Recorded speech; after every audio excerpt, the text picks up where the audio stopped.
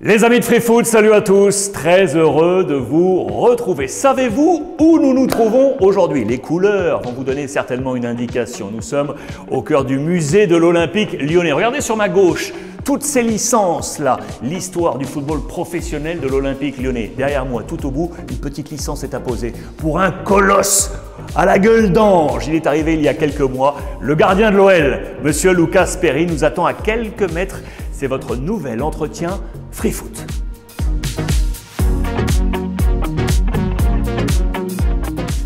Monsieur Lucas Perry est donc avec nous et il nous accueille à la maison. Lucas, merci. Merci. Tout en français? Ah, tout en français, c'est beaucoup. C'est Mais beaucoup. On peut essayer? Oui. Alors on essaye. 10 décembre 1997, le jour de Exactement. ce tournage, les amis. Bon anniversaire. Merci. 27? Merci beaucoup. 27. 27. Mhm. Ça fait bizarre ou pas de se dire déjà 27 ans? Je pense que cette année, mon cheveu, c'est en train de finir. C'est vrai. Tu sais, moi, je vais avoir 50 ans. Mhm. J'espère encore avoir à l'âge de 18 Ah, ans. ouais. J'espère encore garder ça. Mais toi, c'est beaucoup plus de cheveux que moi. Regarde, j'ai avec moi plusieurs photos qui balisent un peu ces 27 années. On va Oui. pouvoir y revenir ensemble. Je te montre cette première. Tu es donc né à Campinas. Campinas. Ok, on est dans le district de Sao Paulo, ici. Qu'est-ce que ça représente Campinas pour toi? Je suis né à Campinas, mais je vivrai toute ma vie à Valinhos. Ok. Oui, qui est une À côté? ville à côté. Mais Valinhos, c'est ma vie, c'est la vie que je vivrai Oui. 14 ans dans ma vie avec ma mère, mon père et ma soeur. Que faisaient Toujours. tes parents, Lucas? Mon père, c'est un chimie, a été un Ok. chimiste. Et ma mère a travaillé sur des ordinateurs à l'autre entreprise. Et ils sont mon exemple. Exemple pour toi. Mon exemple de vie. Ok. Tu étais un petit garçon gentil, turbulent, Moi? toi? Oui, oui. Gentil. Gentil. Oui. Toujours. Sûr? Oui, sûr. Ok. Sûr. Avec ma soeur, des cousins. J'étais toujours avec des ballons Les et ballons en train dehors, de jouer. avec les cousins et les C'est copains à jouer. les seules choses que je voudrais faire D'accord. quand je suis petit, je suis jeune.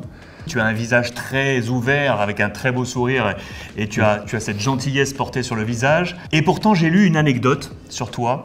Je te montre cet écusson de Ponte Preta, qui était l'un de tes clubs Mon d'enfance. premier club, oui. Ton premier club. Mhm. Et j'ai lu cette anecdote comme quoi l'entraîneur te mettait devant dans le bus pour que tu descendes en premier, parce que comme tu étais très grand, tu faisais peur aux adversaires. Est-ce que c'est vrai ça? Ah, à ce moment, quand je suis jeune, j'ai joué à Ponte Preta du 13 au 15. Ok. Et quand tu es jeune, qu'est-ce que des coachs a dit? Tu fais, Ok. va devant Va devant. tout le monde.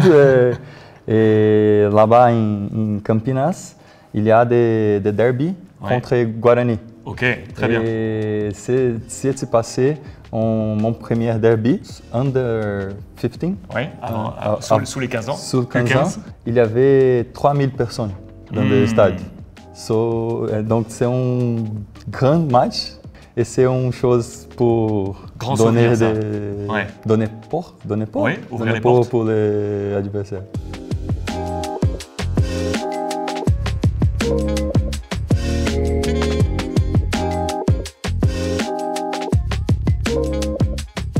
Cette formation ensuite, elle se développe parce que si on regarde la carte, on comprend facilement, on y revient. Sao Paulo qui est juste à côté, bien entendu, et ça a été le club de cette formation. Oui, Qu'est-ce que tu gardes de cette formation à Sao Paulo? Quand j'arrivais à 15 ans, Ouais. là-bas, j'ai pu me développer. Et mon premier match à professionnel a été en São Paulo. Donc, c'est beaucoup de gratitude. Ok. Et non seulement au football, mais sur toute la vie. Ah oui. C'est le club que j'arrivais comme un garçon et quand j'ai sorti pour jouer à autre place, autre club, j'ai sorti comme Un homme. Un homme. Je te montre ce visage que tu dois connaître. Dougie Freedman, Crystal Palace. Exactement. Il passe un jour, il venait faire du scouting au Brésil et il te voit à Sao Paulo. Ok. Et il te dit, viens avec moi, je pense que tu as le profil pour aller en Première Ligue. Et il t'emmène à Crystal Palace. 6 mois de janvier 2019 à juin 2019. Comment ça s'est fait? Qu'est-ce qu'il t'a dit? Et comment toi, qui n'avais pas bougé du Brésil, tu t'es dit, je vais en Angleterre? Dougie vient au Brésil. Oui, vient au Brésil. Vient au Brésil pour faire des scouting et pour faire des meetings. Des rendez-vous avec des autres clubs. Et il regardait un match que j'ai joué. Et ça passe bien pour aller en prêt de 6 mois. Et après, la condition d'achat ou pas d'achat. J'ai toujours vu cette opportunité comme un grand apprentissage pour ma vie. Parce que j'ai jamais sorti au Brésil.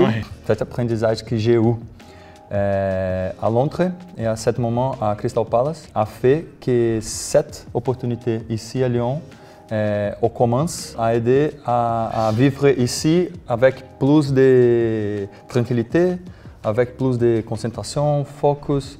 Et quand tu vas à quelques places, c'est beaucoup de choses pour voir, beaucoup de choses pour penser, et c'est la culture toute différente. Je pense que cette expérience m'aide beaucoup pour tout ce que je suis en train de vivre. C'est très intéressant que tu dises ça parce qu'on a lu beaucoup où on pensait que c'était trop tôt d'être allé à Crystal Palace, que tu étais peut-être trop jeune, pas encore prêt. Et finalement, ce que je comprends à tes propos, c'est que tu as parfaitement bonifié, capitalisé cette expérience qui aura été peut-être un mal dans certains moments, mais un mal pour un bien. Aujourd'hui, tu t'es enrichi de cette expérience pour faire que tu es aujourd'hui l'homme que tu es grâce à ce passage-là. Exactement. Quand tu rentres, Nautico, club de Recife, deuxième division. Ça, c'est peut-être le déclic. Comment ça s'est passé l'époque Nautico et est-ce que ça a une notion de déclic ou non? Non. Ah. Non, absolument non. Tout ce que j'ai vécu à Nautico, c'est magnifique. Après des moments que j'ai retourné au Brésil, de l'Angleterre, et 2 mois après, j'ai blessé mon genou. Ce moment, c'est des moments plus bas que j'ai vécu dans ma vie. Et à ce moment, j'ai seulement joué comme 6 ou 8 matchs dans ma vie. Quand Nautico apparut, com l'opportunité de viens, tu vas jouer.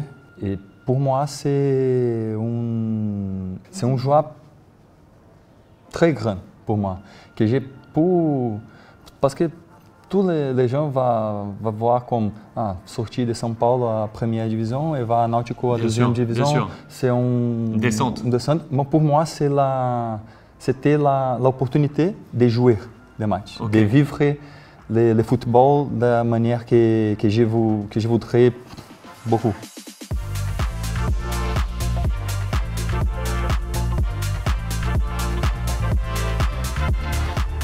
Botafogo. Elle est belle cette photo. Botafogo, août 2022. Août 2022. Ça s'est fait comment? J'ai joué 8 mois à Nautico et dans le mercato. Oui, le marché, des transferts, mercato. Botafogo vient et c'est incroyable parce que les projets do Botafogo, comme SAF, avec John et toutes les staff et toutes les personnes que John a venu à Botafogo, c'est pour tout le monde un projet très grand. Et je suis fier de Botafogo appuyer sur moi parce que c'est un projet très grand et je suis très heureux pour aller à Botafogo. Et puis il y a cette photo du mardi 2 janvier où tu arrives avec tes valises et que tu arrives à Lyon. Au cœur de ce projet avec John et avec l'Olympique Lyonnais, comment cette proposition a été faite? Comment on t'a dit viens à Lyon et comment tu as perçu ce projet et qui t'a fait dire « Ok, je viens à Lyon ».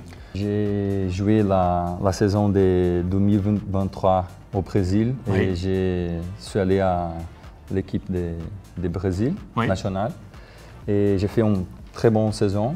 Et John a parlé avec moi et a parlé avec mon agent que le plan qu'il avait pour moi, c'est que je suis ici à Lyon et les premiers 6 mois, les seules choses qu'il voudrait de moi, c'est l'adaptation. C'est l'adaptation, apprendre la langue et après, j'irai lutter pour ma position. Concurrence. Donc c'est très tranquille pour moi que les 6 premiers mois, c'est pour apprendre la langue, pour m'adapter sur les froids, que c'est une chose très difficile pour nous. Tu étais à Crystal Palace. Oui, mais seulement 6 mois. Les froids, c'est une chose qui c'est difficile. Je te mets avec Alisson, Ederson et je te mets au milieu parce que ça doit être évidemment dans ta tête d'aller chercher un jour cette place de numéro 1 également avec la sélection brésilienne. Est-ce que tu as ça dans la tête? Je pense que dans ma tête et dans la tête de tous les joueurs brésiliens et de tous les joueurs du monde, Alisson et Ederson sont 2 exemples incroyables de succès. Tu as travaillé du coup avec Taffarel. Avec Taffarel. Eh oui, tout le monde connaît Claudio Taffarel, champion du monde 94, entraîneur de Liverpool des gardiens aujourd'hui et de la sélection brésilienne. Ou Under 20. Avec les U20. Les U20, oui. C'est une idole de tous les gardiens brésiliens. Quand tu regardes dans le rétroviseur, quand tu regardes derrière, est-ce que tu as un regret? Non. Zéro. Zéro parce que quelques moments que tu penses que j'ai fait quelque chose pas bien. Si je ne fais pas cette chose, je n'ai jamais apprendrai à faire des choses mieux. Lucas, merci. Merci. Infiniment. Et bonne route encore. Merci. Bonne route. Merci.